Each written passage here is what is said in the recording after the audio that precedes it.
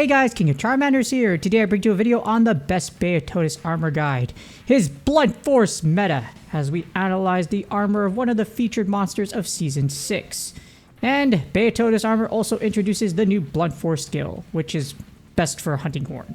Or is it? Well, we're going to take a look. It also has armor pieces that can help in other builds as well.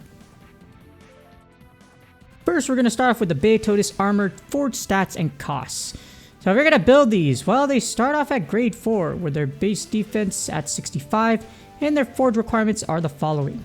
You need 4 monster bow mediums, which are rarity 2, 2 Beotodus carapaces, which are rarity 1, 2 Beotodus horns, which are rarity 3, and you need 2 Beotodus prime scales, which are rarity 4. In addition, you need 900 Zeti. Next up, we have the Beotodus armor grade 8 costs. So, upgrading any piece of Beotodus gear to grade 8 will take a lot of materials. And it's necessary to unlock some drift smelt slots and some skills of the Beotodus armor. In addition, as you see here, you will need parts from Gyrotodus. I know it's weird. You need a water monster in order to upgrade an ice monster. I know it's weird. In addition, Beotodus uses Wyvern gem shards to upgrade its armor. So thankfully, you won't have any unique rarity 6s. It's just Wyvern gem shards. And now we move on to the content you've been waiting for, the analysis. We're going to start off with the Beotodus helm. Here's the analysis, equipment, skills, and effects. And you got peak performance level 2, which upgrades to level 3 at grade 6. In addition, the drift smelt slot is unlocked at grade 5. Here's the thing. This is a terrible conditional skill. Peak performance sucks. It is not worth it. There are much better things you can have in the helm slot. So, unfortunately, yes, because peak performance requires you to have your HP at full, and unless you have it at full while activate, it's very bad. And you're going to use a whole lot of healing items if you want to force this active. So again, don't build this, don't use it, there are better things out there. Next up, we have the Beotodus Mill. Here's the analysis, equipment, skills, and its effects. We finally have Blunt Force analysis at level 1, where it increases the damage of the hammer's charge attack and the hunting horn's echo attack by 15%. In addition, you will get Slugger level 2 at grade 6. This increases stun power by 20%. And the drift smelt slot is unlocked at grade 5.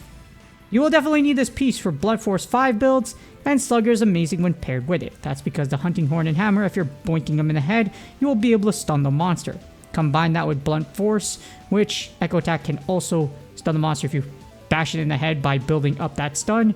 It's really good. But, of course, we can't get Blunt Force 5 yet, so we're just going to have to wait. Moving on, we have the Beotodus fan braces. Here's the equipment skills as well as its effects. If you analyze it, you get Lock On level 1, which displays a Lock On button while you're hunting with a close range weapon, allowing for a specific monster body part to be targeted. In addition, you have Focus level 1, which upgrades to level 2 at grade 6. This will shorten the charging time of all charge attacks by 10% and increases the fill rate of Longsword, Charge Blade, and Switch Axe gauge by 10%. In addition, your drift smelt slot is unlocked at grade 8. This is great for specific builds as well as style customization that benefit from the focus boost. For example, Longsword.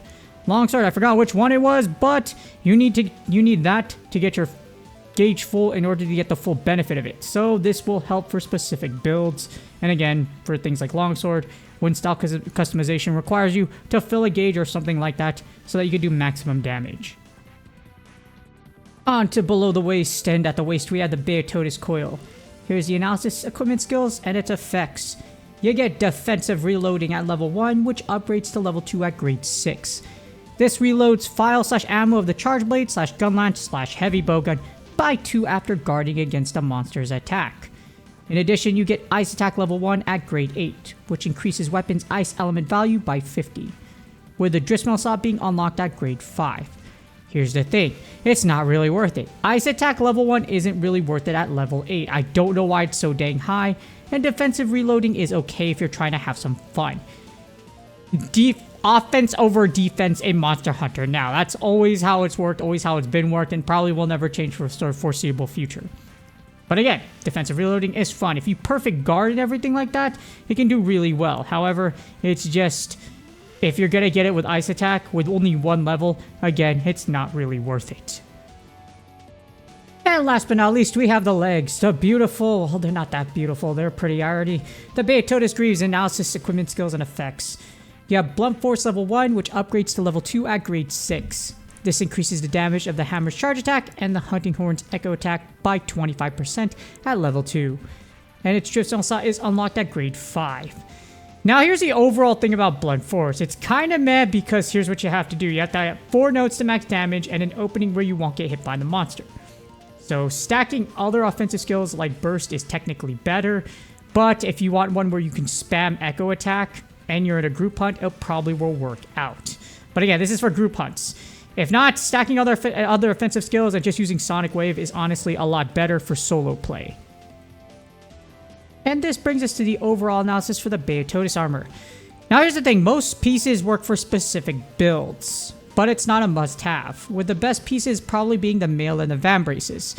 The mail I'm saying just because it has Slugger and Blunt Force. With that you can stun, and with Blunt Force, if you're in a group hunt, it probably works out. Other than that, spamming Sonic Wave is probably the better one, and if you do the comparisons, probably Sonic Wave would be more effective in the long run if we're looking at offense.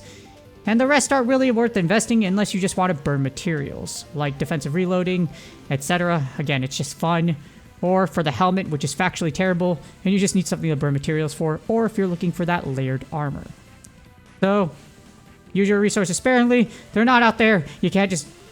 I wish you could easily gain materials from monsters, but you have to move around, and that's just the nature of Monster Hunter now.